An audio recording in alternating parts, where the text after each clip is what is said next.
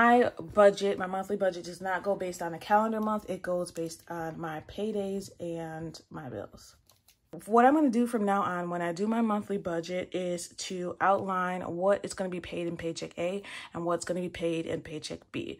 So I'm going to just show you that breakdown all in one so that when we do our bi-weekly budgets, it'll be easier, and also I'll know what I need to pay with each paycheck. And I'm going to just break this monthly budget down further than I usually do. Hi everybody, thanks for clicking on this video and welcome to my savings, budgeting, and YouTube journey. I am here to represent the hardworking, low-income single parents. On this channel, I experiment with different budgeting styles, savings goals, and I share the strategies I learn as I go. If that sounds interesting at all to you, please go ahead and click the like button and subscribe to follow my journey.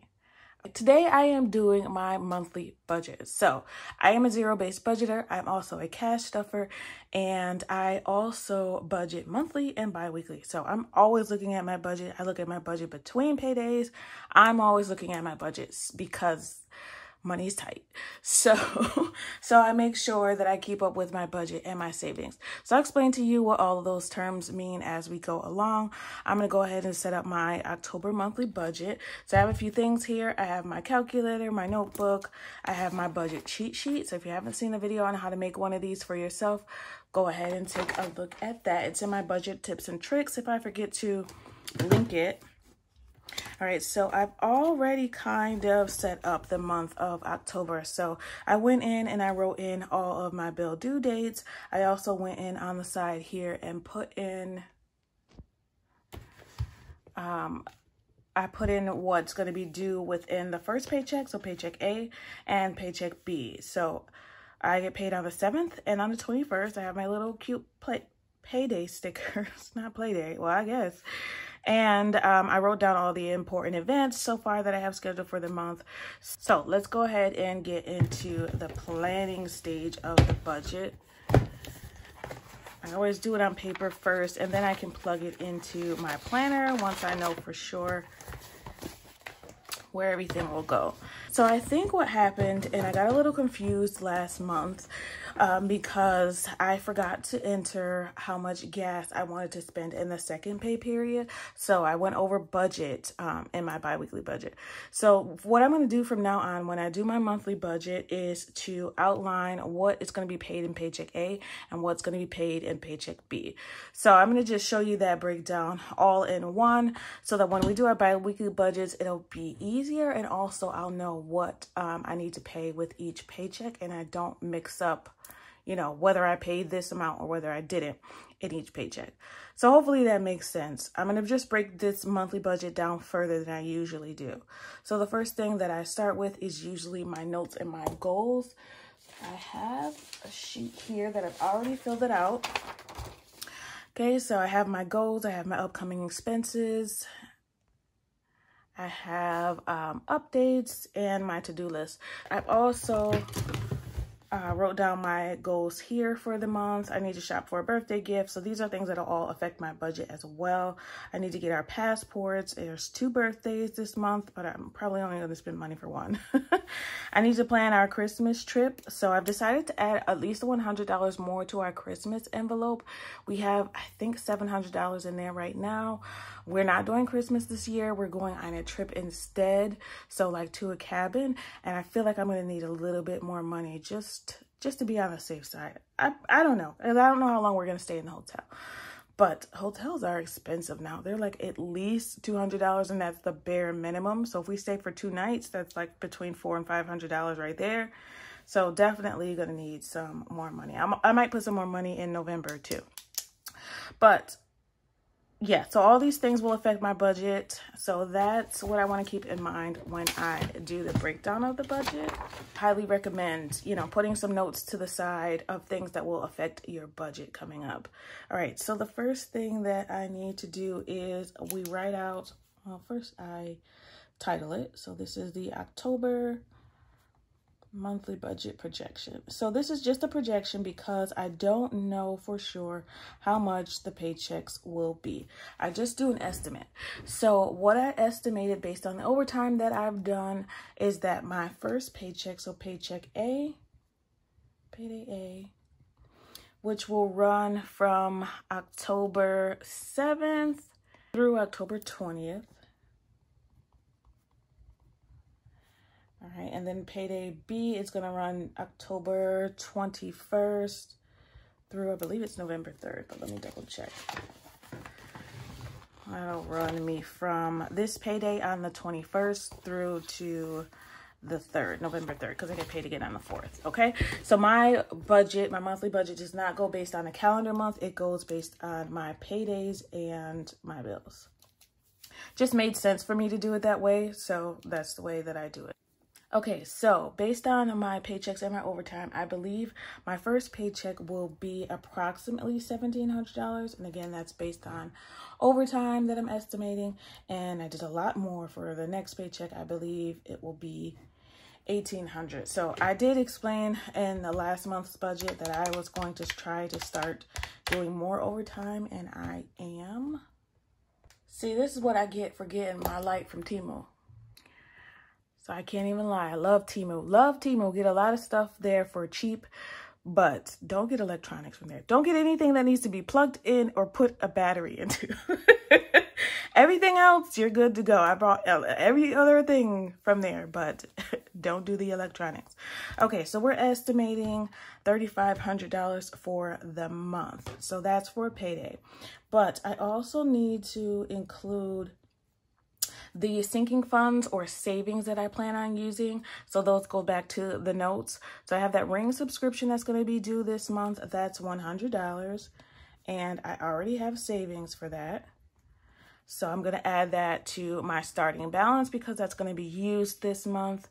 Also, I need to add birthdays. I plan on spending about $50 in birthdays. And then lastly, I need to add the $330 for our passports, because that's one of my goals this month, is to at least finalize the paperwork for that. We already have our photos, so that should be pretty easy to finish up.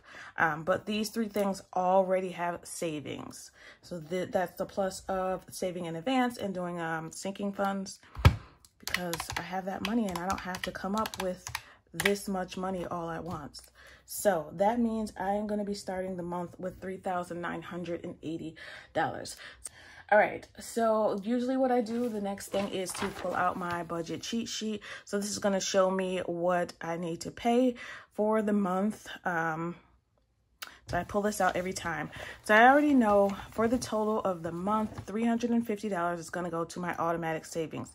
So these are 3 savings accounts that are already set up. It comes out automatically.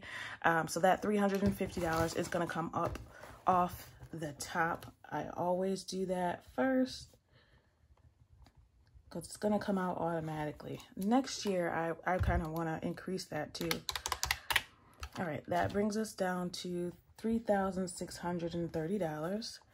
So I'll do that breakdown so that I know what needs to go where. So I said $350 for the autosave. So that will be, I think I increased this. So $125. Wait a second. Okay, I increased this, right? Yes, I did. So I decided that I was going to start putting only $25 in my daughter's savings bi-weekly.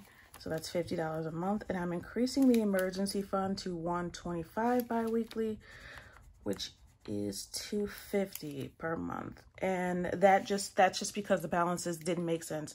So I started to put more in emergency. I think I started that last paycheck, because that's more of a priority. I want that to be at least $5,000 just for emergency funds. I do have separate savings for all other kinds of things that can come up throughout the year, but that's probably the most important. So we have $250 for the month going into emergency fund. We have $50 going into my daughter's savings. And then we have $50 for the month going to the car note. This is what I love about this cheat sheet. It just makes it so much easier. All right, so that should zero out. 350 minus 250 and minus 50 and 50. Okay, that's $350 for that. $3,630 left. Next thing that's going to come out is our fixed expenses. So that's why I'm glad that I pre-paid prepared already for these expenses. So I know the total between both paychecks, $1,246 plus 803. That's $2,049 for fixed expenses. So those are all the bills, $2,049. What does that bring us to? $1,581. Okay. All right, so this is what I mean by I'm going to break this down even further for you guys. Okay, so the total is going to be $2,049 that we're going to pay for fixed expenses. All right, so in paycheck A, I already know what's going to come out. So I'll write it out really quickly and show you guys.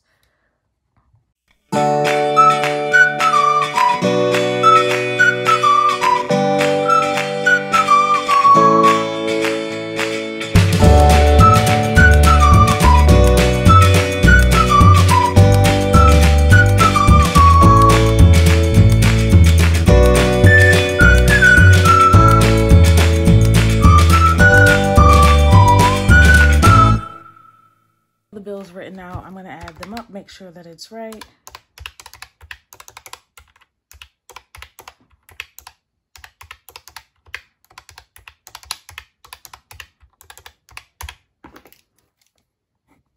That's $1,246.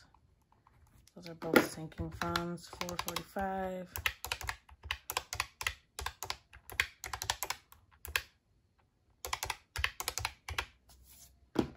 That's $803.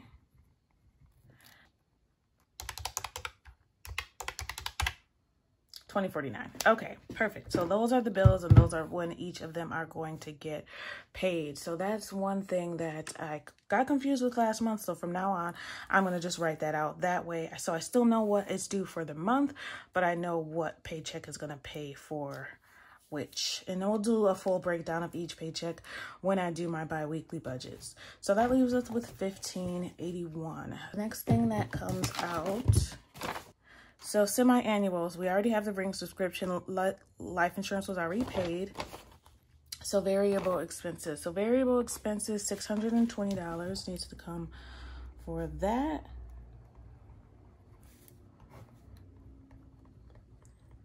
So the variable expenses include grocery and toiletries and gas.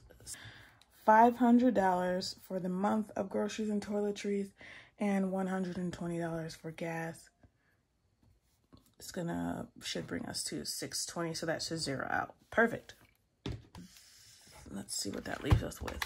$1,581 minus $620 leaves us with $961. Bring it in. All right, $961. So after that, next thing that comes out is our cash envelopes. So I did explain out my cash stuffer, which means that I take a certain amount of my budget out every payday in cash, and that's all I spend for those 2 weeks for the day-to-day expenses. So walking around town,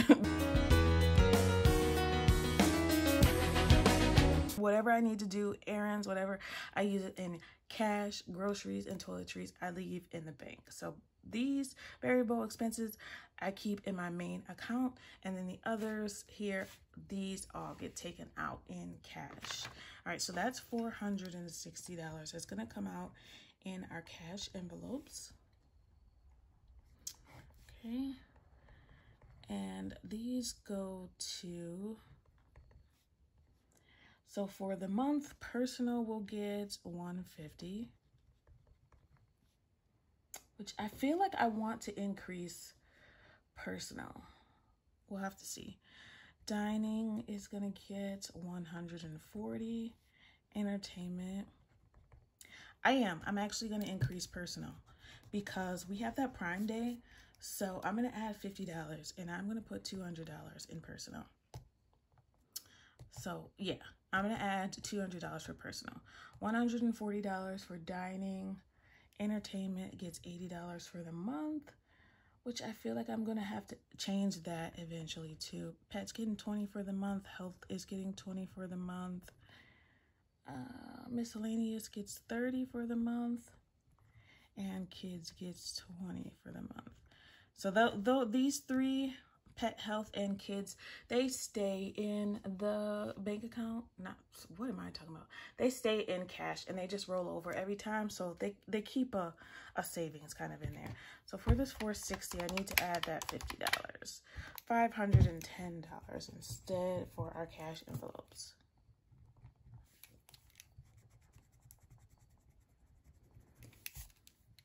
And I'm going to put myself a little note to leave 50 in the bank because I plan on using that for Amazon. All right, so I want to make sure this zeroes out.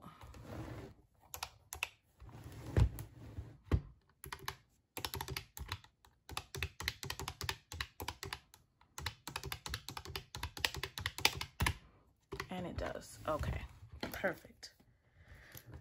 All right, what does that leave us with? 961 minus 510 leaves us with 451. All right. What's the next thing? Next thing that comes out is going to be our sinking funds. I don't really call these savings challenges anymore. Sinking funds are just envelopes, cash envelopes that I keep right here for different savings that I have. So this time for sinking funds, I totaled these all up. I am going to put in, normally it would be $240 for the month, but I'm going to put in a little bit more since the paycheck is more than it usually is.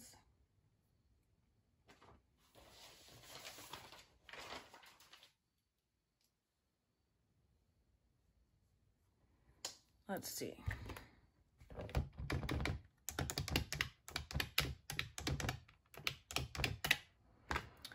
$451, we're going to subtract $380 because that's how much we're going to put in sinking funds. I'm going to start right here. $380 in sinking funds. Okay, so more than usual because the paycheck is more, or the monthly budget is more than it usually is. So $380, we're going to put $60 in vacation. I'm going to try to increase vacation more. We're going to put $50 in junior year. That's for my daughter's junior year of high school. $40 in home maintenance. $45 in family fun. $40 in child's beauty. That's for my daughter. We're going to put $25 in my binder. And we're going to put $20 in miscellaneous savings. And lastly, I'm going to put $100 in Christmas. So let's see.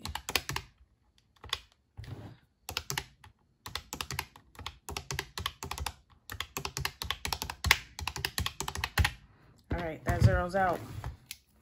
That zeroes out. So $380 in sinking funds. What does that leave us with? That leaves us with $71. So I already know off the top of my head that $50 is going to go to birthdays. I already planned for that. I already know that's $21 left. So where does that $20 go? Let's see. Okay, so I went through a couple of my binders. This is the one bad thing about not keeping that spreadsheet. So I used to have a spreadsheet of all of the binders that I have, and I stopped using that. So I went through to see what might need some more money, and I think I'm going to put that $20 in gas and grocery. That's for the gas and grocery sinking fund. So, all right, and that sinking fund is in case I need to get more gas than I usually do, like if there's a road trip, or in case like things like Thanksgiving, which is going to come up. If I want to spend more money on groceries than I usually do, then I can use that. All right, and that leaves $1, and you know where that's going. That's going to our $1 challenge. All right, and that brings us down to 0. So this is why I say I am a zero-based budgeter. Every dollar gets accounted for down to 0. So October's budget is done. We're ready to go. The last thing that I need to do is to put the budget into the planner. All right, so here's the planner all set up, and then we have a budget section. We have a budget section back here. And I've already set up October's budget section. So this will be for Paycheck A and this will be for Paycheck B. I like to write down my spending, what sinking funds I used, any notes, and rollover. Meaning if I have money left from one paycheck and I'm moving it to the next one, or I'm saving it, I want to keep track of that too. All right, and then here is where I will put my monthly budget projection in each of these categories, because after the month is over, we're going to look at what we actually spent and see if that was in line with what we projected we'd spend. That's the last thing that I need to do, and then we'll be all set. And later on this week, September is not over for me until October 6th. So when September is over, I will go back through and compare, you know, what we actually spent to what we projected to spend. I need to go back and do B's budget. B's budget is already done. I just didn't put it in here. So I need to do that. And I need to do October because we're getting for a fresh new month and blank slate. All right. Thank you so much for watching. Question of the day is, what is one thing that most people take for granted that you are incredibly grateful for? Like, so let's do a gratitude session. For me, it is the GPS. It's a GPS, like, because I don't even know what I did before GPS. I've lived in the same city for all my life, and I still don't know how to get anywhere. So, yeah, that's what I'm grateful for. And water. Definitely water. I've been watching Fear the Walking Dead, and they're, like, having a full-blown wars over water. I just want you to remember it is about progression and not about perfection. Thanks for watching, and happy saving. Bye.